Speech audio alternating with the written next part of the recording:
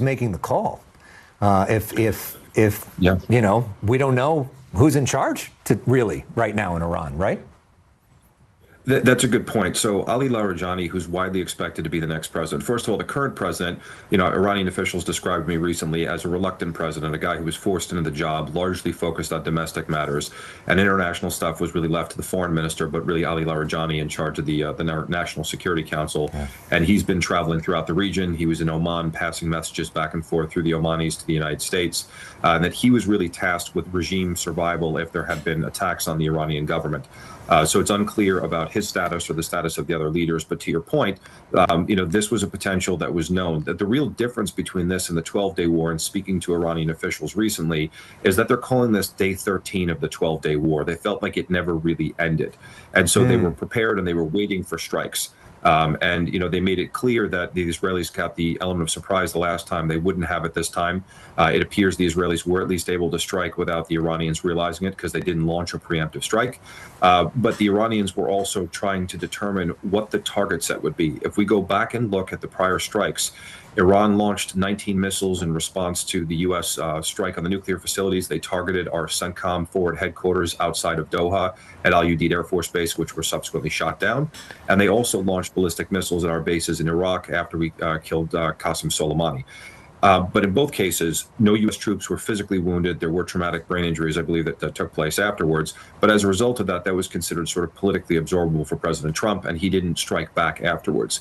The fear here is that if there's a large-scale retaliation and U.S. troops are wounded or injured, that it could spark this into an even bigger, conflict.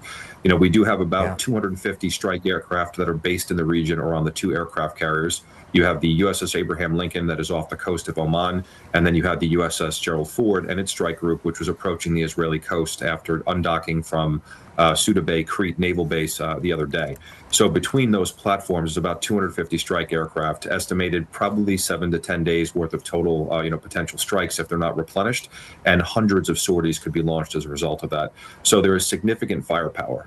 We haven't seen the movement of any strategic bomber aircraft, B-1s, B-2s, or B-52s, but it's clear now from these strikes that U.S. and Israeli officials at least determined that they wouldn't be required in an opening round. If you're looking at the target sets, well, we haven't, really got clarification what's been hit outside of Tehran. What you would want to do in this case is you'd want to hit the following targets most likely. You'd want to get any remaining air defense sites. So those are the radar dishes and the missiles that are used to shoot down aircraft because you want to make sure the pilots are safe. You would also want to limit their ability to retaliate against U.S. forces or the Israelis in the region. So you'd want to hit ballistic missiles, the ballistic missile launchers, and drones, as many as you could to try to prevent a counterattack. And that's just the initial target set before you want to go after anything else, which could include nuclear sites, could include people who are responsible for killing protesters. The U.S. alleges that there were 32,000 protesters killed. The Iranians will tell you it's 1/10 of that. And then lastly, do you go after regime targets, which it looks like they did. So if they were successful in that, that's a red line for Hezbollah. That was a red line for the Iranians in terms of how they would respond, because they said they would see that as an existential threat against the state, and their response would be different if that was crossed. So it is unclear who was actually killed in these strikes on government buildings that were there. That is very much going to determine what the response looks like afterwards.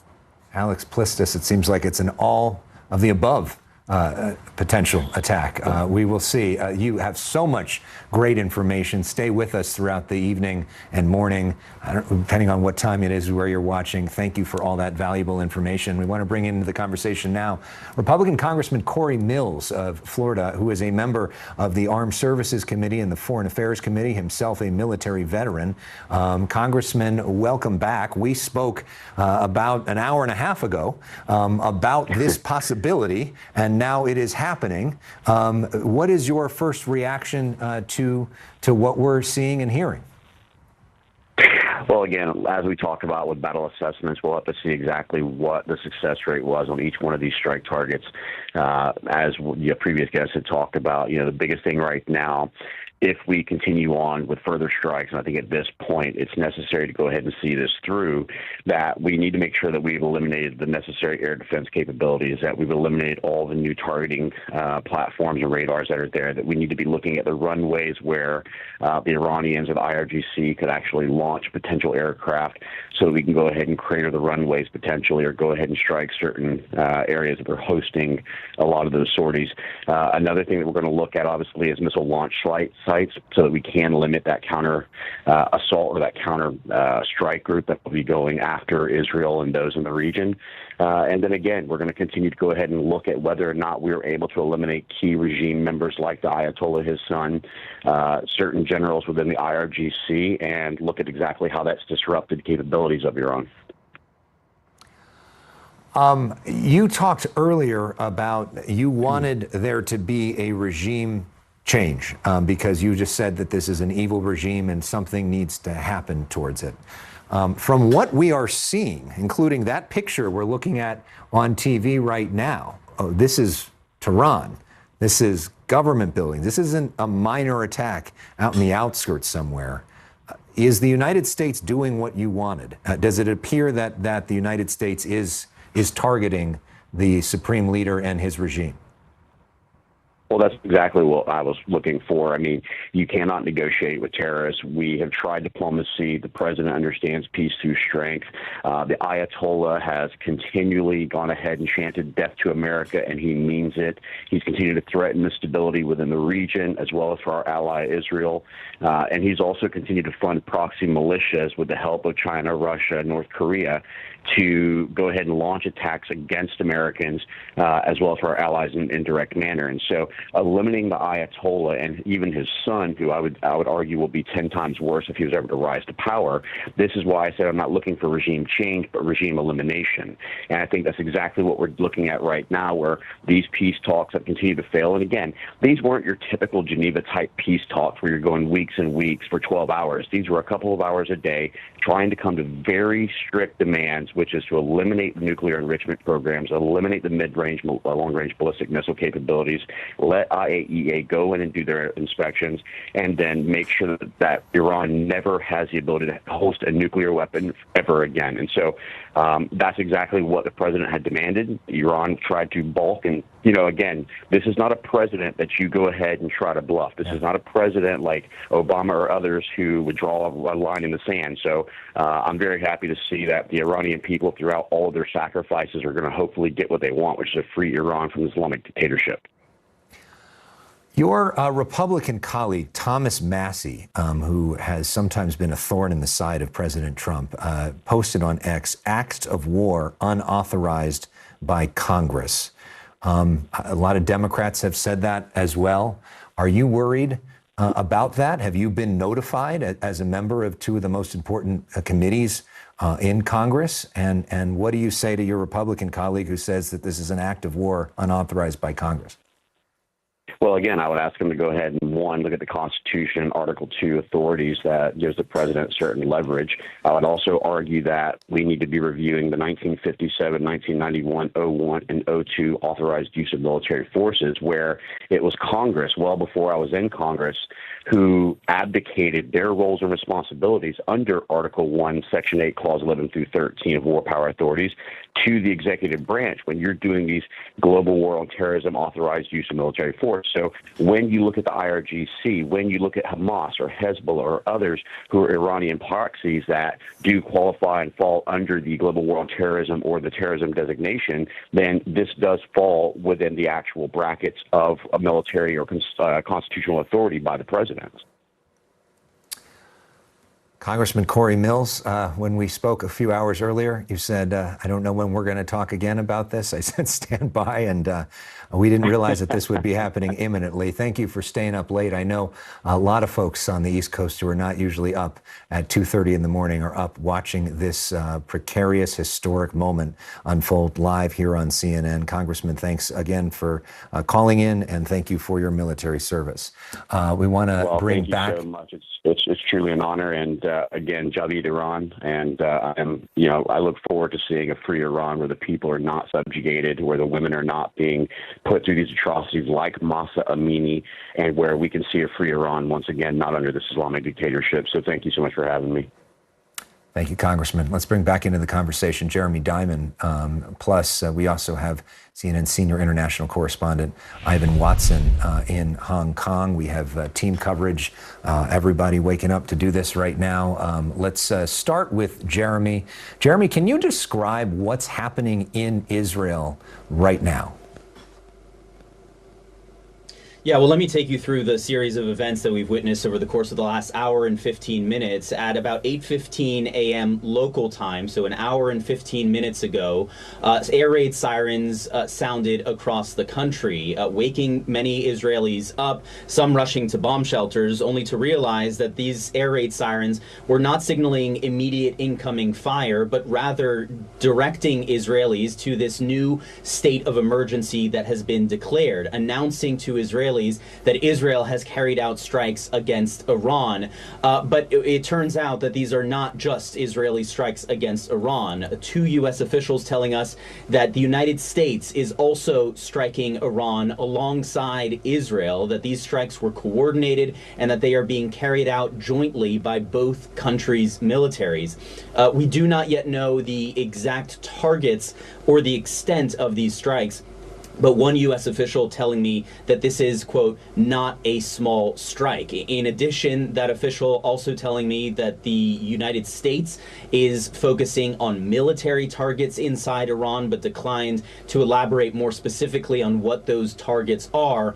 What the Israeli targets are far less certain. We know that the United States and Israel have both been concerned about Iran's nuclear program, but also, the Israelis in particular are very concerned about Iran's ballistic missile program, which they believe represents a direct and existential threat to the state of Israel. Israel has also been concerned about Iran's use of regional proxies, militant groups such as Hezbollah and Hamas, that it props up throughout the region and which have regularly carried out attacks against Israel. And so you can imagine that there is a very broad range of targets. The question is, how big did the United States and Israel truly decide to go? Have they gone for a regime decapitation operation that could target the supreme leader, Ayatollah Khamenei? We do not yet know that at this stage. We know that it was one of the options certainly being considered, and we are seeing strikes on government buildings inside the capital of Tehran. But it's important to note that at this stage, we do not know whether or not the United States and Israel have targeted the supreme leader, whether they are going for a regime decapitation operation, as the congressman was just suggesting before. Let's stick to what we know right now, which is that the U.S. and Israel have carried out strikes against Iran. The U.S. is focusing on military targets. And importantly, Israel is now bracing for a series of retaliatory strikes from Iran. The Israeli defense minister saying that a missile and drone attack against the state of Israel is expected. And keep in mind that the Iranians have been far more prepared for these attacks today than they were back in June when Israel launched strikes against Iran, eventually followed by U.S. strikes on Iran's nuclear sites as well. And the Iranians have also made clear that they will not only target U.S. military bases in the region, but also the state of Israel, and that the kind of retaliation that they would bring to bear would likely be much larger in scale than what they carried out back in June. In fact, both sides seem to be talking about a much larger military confrontation here than what we saw during the 12-day war between Iran and Israel back in June. So it is important to note that the Middle East is currently entering a very, very dangerous moment with enormous risks of escalation, enormous risks of this becoming a very wide regional war, and we are now in that frame of mind with preparations being made here in Israel for people to head to bomb shelters in anticipation of Iran's next move. Yeah, it seemed like in June, everybody went out of their way to try to minimize the situation, and now it seems like we're having the opposite situation happening. Let's bring Ivan Watson into our coverage from Hong Kong for the first time. You have been reporting on this region for so many years. Your first thoughts based off of everything that you're seeing?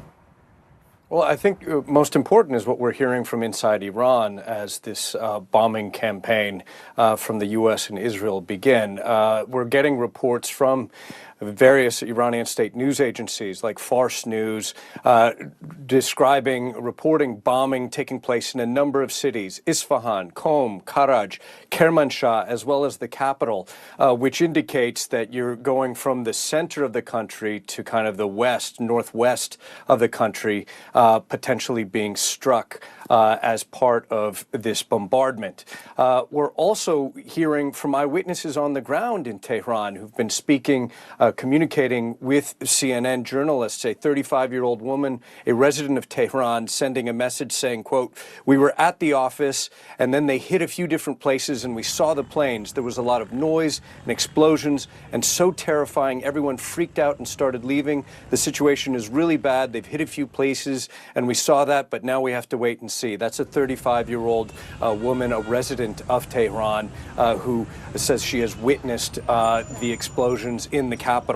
And we're starting to also hear responses from Iranian officials. There is a social media post on X from Ibrahim Azizi. He's the chair of the Parliament's National Security Commission. We've translated where he says, quote, "We had warned you. Now you have started a path whose end is no longer in your hands." And that followed up by something we're seeing in the Tasnim news agency, another state-affiliated news agency, announcing that Iran is preparing for, quote, "revenge and a crushing response to the Zionist regime." So if you put this all together, from inside Iran, we're hearing about a bombing campaign hitting at least 5-6 cities across the country. Residents of Tehran terrified by what they're seeing and hearing, and also vows of reprisal coming from Iranian officials and being reported on Iranian state media, which suggests we have seen the opening salvo from Israel and the U.S., and that we can expect, judging by the rhetoric we're hearing, that Iran will retaliate in some form. The question is, where will this go? What kind of form will this take? And I have to point out that in Doha, in Qatar, you have the U.S. Embassy that has put out a warning to U.S. citizens, issuing a shelter-in-place order. Of course, back in the June conflict, the U.S. military presence there, the air base, came under Iranian retaliation. So that is directly across the Persian Gulf, across the Gulf from Iran, and could be a potential target if, in fact, Iran follows through with what we're starting to hear, which are threats of some form of retaliation. Right, but the retaliation hasn't happened yet, Ivan. And we're now hearing from President Trump, who just posted on social media saying, "Our objective is to defend the American people by eliminating imminent threats from the Iranian regime, a vicious group of very hard, terrible people. Its menacing activities directly endanger the United States, our troops, our bases overseas, and our allies throughout the world." He said, "For 47 years, the Iranian regime has chanted death to America and waged an unending campaign of bloodshed and mass murder, targeting the U.S., our troops, and the innocent people in many, many countries." He's described this as major operations. So that is from the President of the United States, who is in Mar-a-Lago tonight. And Jeremy, it is interesting that this president, who when he ran for president mocked George W. Bush for the war in Iraq, mocked the idea of endless wars in the Middle East, has gone out of his way to do very sort of short prick-like operations when he's acted militarily, may have just gotten the United States into a much larger, wider conflict. Yeah, that is absolutely right, Alex. President Trump, I covered him for 6 years during his 2016 campaign and then into the White House in his first term in office. He always kind of struck out as someone who was opposed to creating new wars, especially wars in the Middle East, as he repeatedly assailed President George W. Bush for the war in Iraq that was launched in 2003. And President President Trump has now opened a new and very potentially dangerous front in the Middle East. It remains to be seen how widespread this will be. There has certainly, it is important to note, been no talk of putting U.S. ground forces inside of Iran, but nonetheless, there are U.S. military personnel in the region who are now facing a very real threat of retaliation. And there are, of course, there is an enormous military buildup that preceded this operation that seems to be like nothing that we have seen since the scale of the Iraq War in 2003. And now President Trump has launched what appear to be very, very significant strikes against Iran alongside the state of Israel. The president saying that the objective is to defend the American people by eliminating imminent threats from the Iranian regime. We don't yet know exactly what that means. Is he focused on purely military targets? Is he going for an operation that could try and topple the Iranian regime? Is he also striking nuclear sites, ballistic missile programs, seats of power of Iran's Basij, the internal security forces that have oppressed the Iranian people and killed thousands of Iranian protesters last month? None of that is certain as of yet. What is clear is that President Trump has launched a major military conflict in the Middle East right now, and the consequences of which no one can really be sure and predict, because keep in mind that the Iranians have made very serious threats in recent weeks. As the United States was considering this military action, they have talked not only about striking Israel and striking U.S. military bases in the region, but they have also talked about other fronts as well. And it's important to keep in mind that the United States has designated Iran as a major state sponsor of terrorism, that Iranian proxies in the region, but also elsewhere in the world, could potentially aim to carry out terrorist attacks in retaliation for this. And that's certainly something that the U.S. intelligence community is going to be very focused on at this moment. So we were just reading statements from President Trump.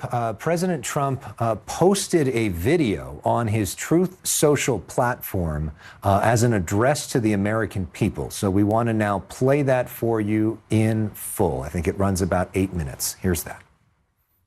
A short time ago, the United States military began major combat operations in Iran.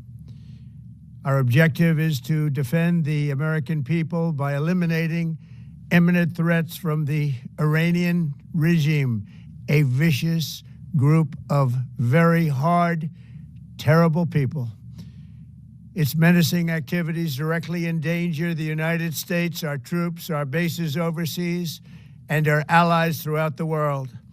For 47 years, the Iranian regime has chanted death to America and waged an unending campaign of bloodshed and mass murder, targeting the United States, our troops, and the innocent people in many, many countries. Among the regime's very first acts was to back a violent takeover of the U.S. Embassy in Tehran, holding dozens of American hostages for 444 days. In 1983, Iran's proxies carried out the Marine barracks bombing in Beirut that killed 241 American military personnel. In 2000, they knew and were probably involved with the attack on the USS Cole. Many died. Iranian forces killed and maimed hundreds of